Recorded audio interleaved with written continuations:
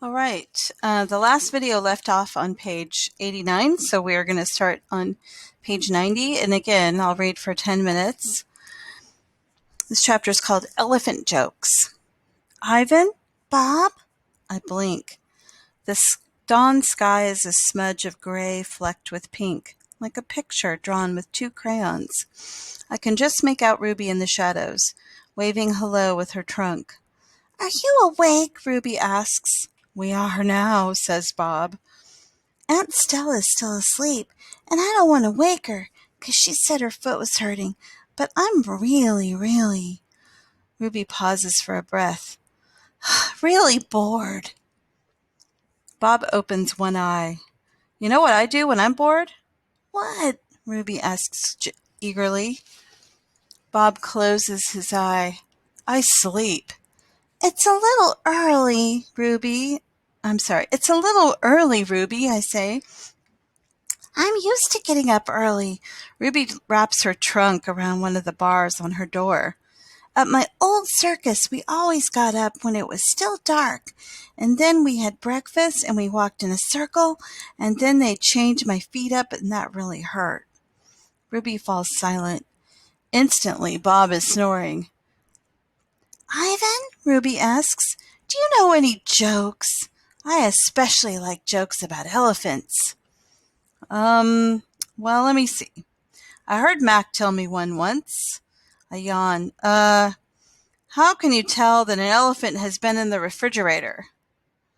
How? By the footprints in the butter. Ruby doesn't react. I sit up on my elbows, trying not to disturb Bob. Get it? What's a refrigerator? Ruby asks. Oh, it's a human thing, a cold box with a door. They put food inside. They put food in the door? Or food in the box? And is it a big box, Ruby asks, or a little box? I can see this is going to take a while, so I sit up all the way. Bob slides off, grumbling. I reach for my pencil, the one I snapped in half with my teeth. Here, I say, I'll draw you a picture of one. In the dim light, it takes me a minute to find the piece of paper that Julia gave me. The page is still a little damp and has a smear of something orange on it. I think it's from a tangerine. I try my best to make a refrigerator. The broken pencil is not cooperating, but I do what I can.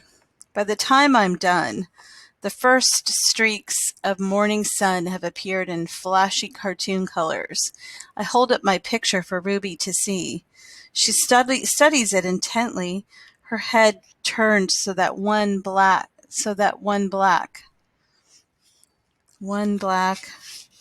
eye is trained on my drawing. Wow, you made that? Is this the thing that you were telling me before? Art?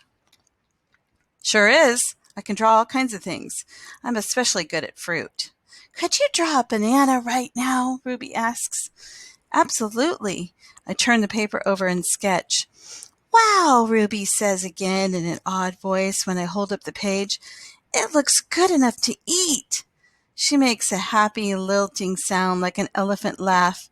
It's like the song of a bird I recall from long ago, a tiny yellow bird with a voice like dancing water.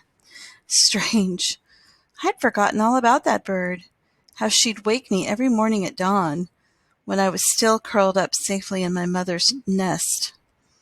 It's a good feeling, making Ruby laugh, so I draw another picture and another along the edges of the paper.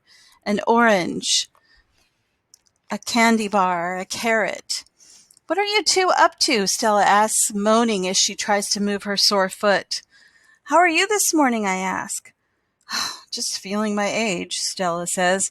I'm fine. Ivan is making me pictures, Ruby says, and he told me a joke. I really like Aunt Stella. I really like Ivan, Aunt Stella. Stella winks at me. Me too, she says. Ivan, want to hear my favorite joke? Ruby asks. I heard it from Maggie. She was one of the giraffes at the old circus. Sure, I say. It goes like this. Ruby clears her throat. What do elephants have that nothing else has? Trunks, I think, but I don't answer because I don't want to ruin Ruby's fun. I don't know, Ruby, I reply. What do elephants have that nothing else has? Baby elephants, Ruby says. Good one, Ruby, I say, watching Stella stroke Ruby's back with her trunk. Good one, Stella says softly. Children. I once asked Stella if she'd ever had any babies. She shook her head. I never had the opportunity. You would have made a great mother, I told her. Thank you, Ivan, Stella said, clearly pleased. I like to think so. Having young ones is a big responsibility. You have to teach them how to take mud baths, of course, and emphasize the importance of fiber in their diet. She looked away, contemplating.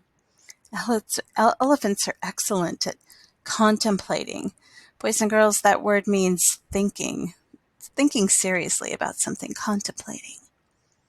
I think the hardest part of being a parent, Stella added after a while, would be keeping your babies safe from harm, protecting them. The way silverbacks do in the jungle, I said. Exactly, Stella nodded. You would have been good at protecting too, I said confidently. I'm not so sure, Stella said, gazing at the iron bars surrounding her. I'm not sure at all. The parking lot. George and Mac and George are chatting while George cleans one of my windows. George, Mac says, frowning, there's something wrong with the parking lot. George sighs. I'll take a look as soon as I'm done with this window. What's the problem? Well, there are cars in it. That's what's wrong. Cars, George. Mac breaks into a grin. I think things are actually starting to pick up a bit. It's got to be the billboard. People see that baby elephant and they just have to stop and spend their hard-earned cash.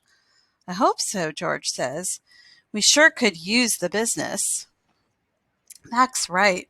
I have noticed more visitors coming since he and George added the picture of Ruby to the sign. People crowd around Ruby and Stella's domain, oohing and awing at the sight of such a tiny baby elephant. I gaze out at the huge sign that makes humans stop and spend their hard-earned cash.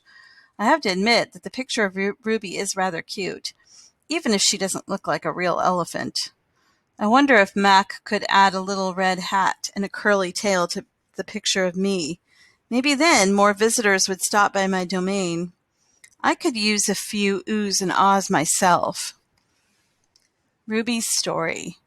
Ivan, tell me another joke, please, Ruby begs after the 2:00 show. I think I may have run out of jokes, I admit. A story, then, Ruby says. Aunt Stella's sleeping, and there's nothing to do. I tap my chin. I'm trying hard to think, but when I gaze up at the food court skylight, I'm mesmerized by the elephant-colored clouds galloping past. Ruby taps her foot impatiently. I know. I'll tell you a story, she says, a real, live, true one. Good idea, I say. What's it about? It's about me, Ruby lowers her voice. It's about me and how I fell into a hole. A big hole. Humans dug it. Bob pricks his ears and joins me by the window.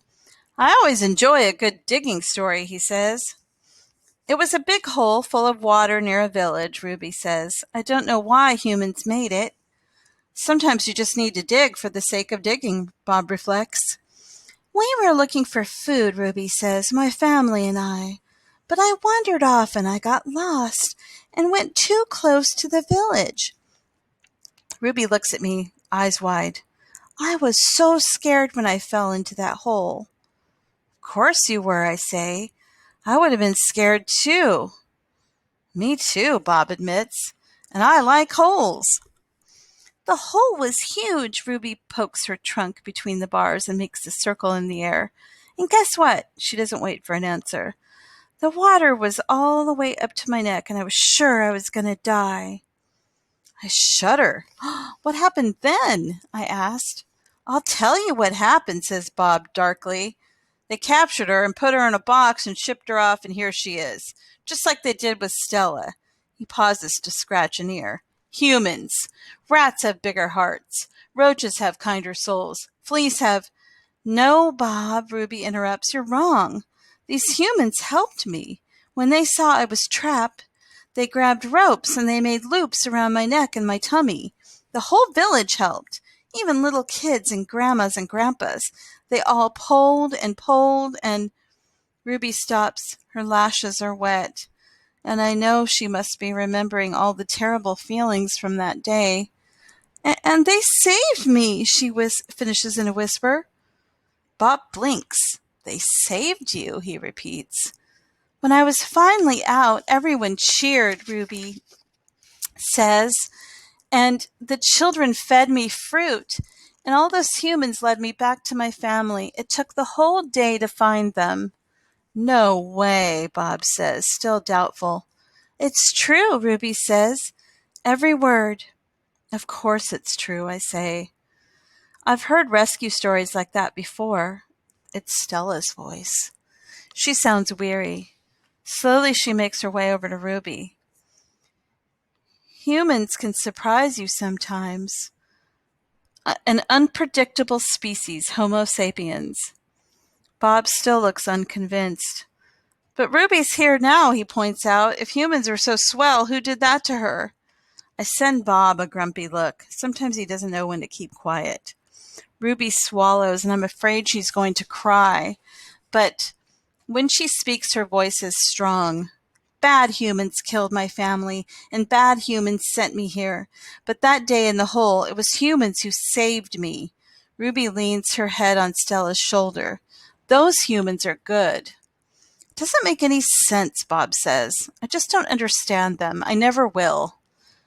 You're not alone, I say, and I turn my gaze back to the racing gray clouds. And we're going to stop the video here. I will continue in another video. Until then.